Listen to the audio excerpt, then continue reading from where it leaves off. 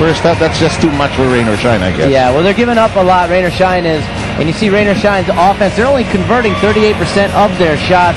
Ginebra, much higher, 50%. Another problem, Rain or Shine, 8 turnovers. Now, that's not a huge number in the PBA. That's actually pretty good. But the fact that Ginebra only turned the ball over 4 times and has 14 points off of those turnovers, those are big numbers right there, giving them easy baskets. And then Ginebra has been the fast-breaking team today. It hasn't been Rain or Shine. It's been in Ginebra's favor, having 8 points of fast break points, and really Rain or Shine limited to just 2. What I like about the Ginebra game today, as you take a look at the numbers, they seem to be feeding off each other. And aside from the fact that they are feeding each other, like they're passing the ball well, and the point you made about the import that they like, Mr. Daniel seems to be the kind of import they like because he's very, very generous with the ball. Yeah, I think he knows his role. He seems that he hasn't forced a single shot or a single play that I've seen. He's really played good team basketball. And again, 8 guys scoring 6 points or more. That means the ball was moving a lot. A lot of guys have an opportunity. And a tough thing to do when you have a team as talented as Ginebra is to try to keep players happy. What about that 2-bit number you were showing me earlier? 2-bit has so many rebounds, and he's not even on the front line. Yeah, Ronald 2-bit playing the 3 spot, the small forward starting in this lineup for Ginebra, has 9 rebounds at the half. So obviously Ronald's a tremendous athlete. He's been in dunk contests here before. He's just a tremendous athlete, but 9 rebounds for any player at the half is a huge number. As we welcome you to quarter number 3. Later on in the program, of course, San Miguel Beer and BMAC Derby Ace get entangled to meet for the second automatic semis slot. The first one, of course, belonging to Talk and Text. Daniels tries to put it back in. No success. The third try, yes. They get the foul on Norwood. Looked like Norwood had the inside position there and had the ball, and then Daniels just took it away from him. The shot goes up.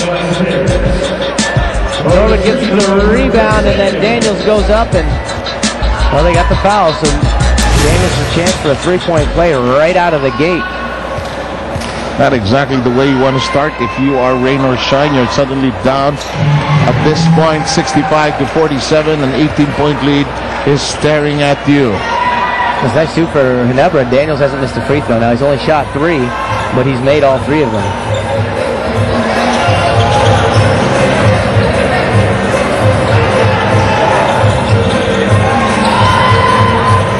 Here's Neely on the baseline. The shot clock moving down precariously to 1 second. Forced shot coming up. No choice. The defense holding, Alex. Yeah, no choice there, but Jeff Chan to try to get a shot up and put it on the rim. Ginebra really starting out fantastically in this third quarter with 2 great possessions. It's tremendous. Anytime you get a shot clock violation, that just is a real shot in your arm for your defense. That's why players applaud. Coaches applaud when that happens. When they mess up the shot clock on the offense, nobody likes to look at each other. Here's Daniels. Baseline, Kagiwa. May have been bumped. He gets the call inside. Now, if I'm Rain or Shine, I've got to stop officiating this game. The players on the floor right now. Yeah, it's always tough, you know, whenever you're playing in Ginebra, there's so much emotion on the side of the crowd, and you always want to get the win. Sometimes guys feel like, and it might just be a feeling, but feel like stuff is going the way of Ginebra, and they get caught up in that instead of just playing. But, you know, something I noticed, you know, Mark Kagiwa was off for a year.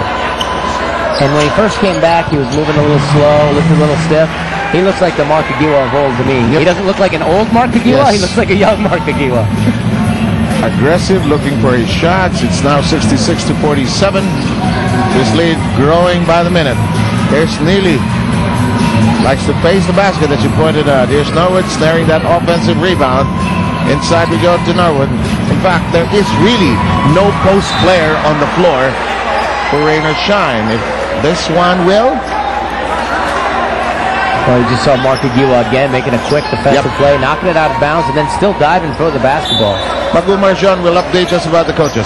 According to Assistant Coach Del Rosario of Rainer Shine, the boys were told to not settle for outside shots and attack the gaps on offense.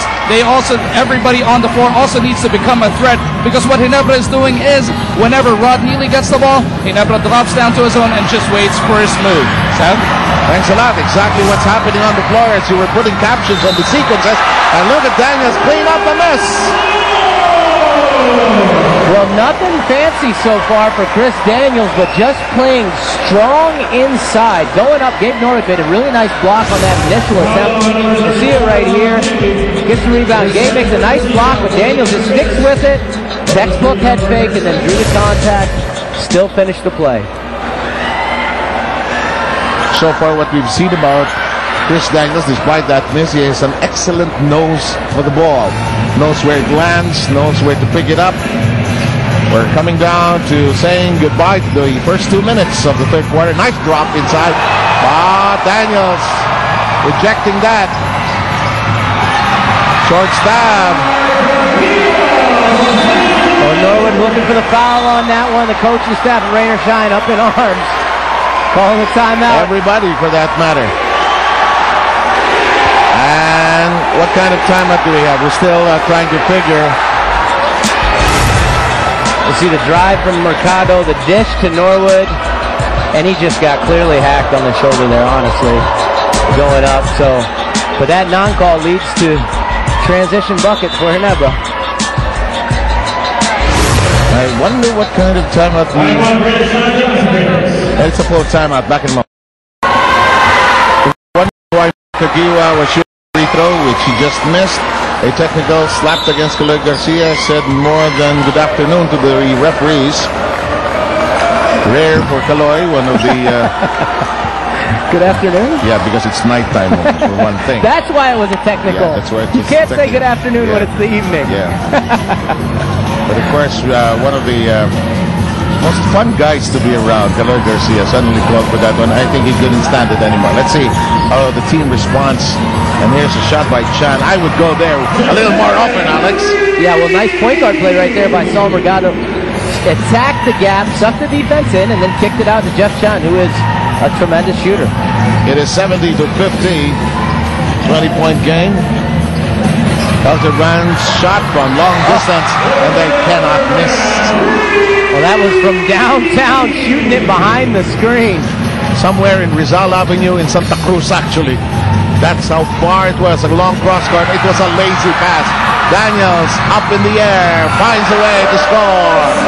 A great anticipation on the weak side. Saw the skip pass coming. And Daniels using quick feet to get in that passing lane. Again, another turnover. Transition buckets for Ginebra. Keep in mind that the winner of this game earns an outright qualifies outright for the quarterfinals and goes up against Alaska. That's why the Alaska coaching staff is here behind us, watching with a ton of interest. The loser will go on to play Air 21 in the wild card. Well, right now the lone bright spot for Rainer Shine has really been Saul Mercado, who's got 19 points now. Yes. Played a fairly solid floor game as well. 5 rebounds and 3 assists, but the team as a general whole needs to get stops. They've given up 75 points with less than 9 minutes left here in this third quarter. That's a little too much for any team, against any team for that matter. In the meantime, baseline drive results in a foul.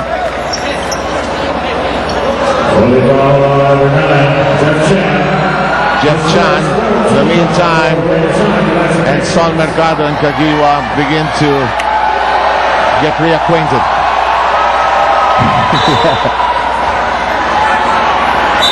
Discussing the finer things in life, I think. By the way, I disagree. I don't think that my tea should have a teaspoon of sugar. I prefer it without. I think that's what they're saying. What do you think, Sal? I have no idea what you're talking about.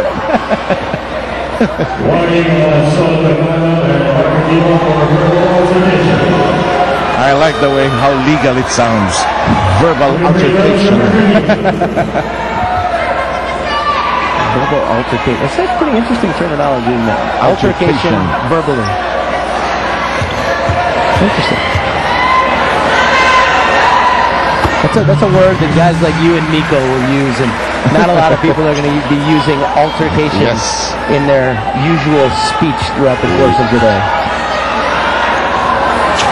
And this free throw brought to you by DMEC Derby Ice Premium Formula. Dito ka na sa llamado.